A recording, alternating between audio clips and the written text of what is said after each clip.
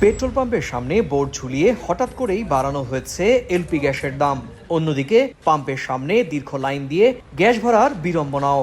চরম ভোগান্তিতে পড়েছেন গাড়ি ও অটোরিকশার চালক, পরিবহন মালিকরাও। পরিসংখ্যান বলছে কলকাতায় প্রায় 97% অটো এলপিজি নির্ভর। প্রায় 200 রুটে চলে অটো পরিষেবা। সরকারি হিসেব অনুযায়ী কলকাতায় প্রায় 50,000 অটোরিকশা রয়েছে। এতে গড়ে প্রতিদিন প্রায় 40 লাখ যাত্রী বহন করা হয়। গ্যাস সংকটে অফিস টাইমে যাত্রীদের অপেক্ষা করতে হচ্ছে দীর্ঘ সময়। আগের মতো দ্রুত মিলছে না অটো। প্রায় 2.5 ঘন্টা দাঁড়িয়ে রয়েছি, এত অসুবিধা হচ্ছে।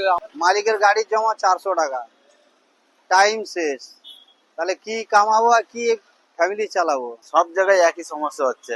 আমরা তো সাধারণ মানুষ, আমরা গাড়ি চালিয়ে খাই। কিলো 1 কেজিতে 5 টাকা 6 টাকা করে বাড়িয়ে দিলে আমরা কোথায় যাবো সাধারণ ঘরের লোক?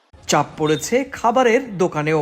ধর্মতলার ডেকার্স লেন, এসপ্ল্যানেড সহ অফিস পাড়ার বহু ছোট বড় হোটেল, ভাতের দোকান ও রাস্তার খাবারের স্টল বাণিজ্যিক গ্যাসের ওপর নির্ভরশীল।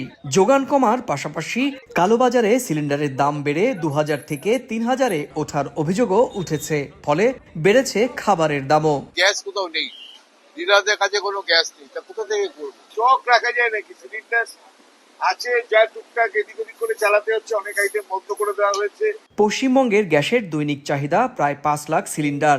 সেখানে সাম্প্রতিক সময়ে বুকিং 7,50,000-এরও বেশি ছুঁয়েছে বলে দাবি করছে ভারতীয় গণমাধ্যম।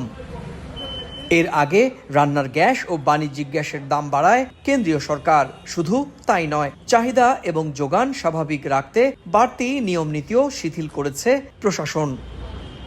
সুব্রত আচার্য, সময় সংবাদ, কলকাতা।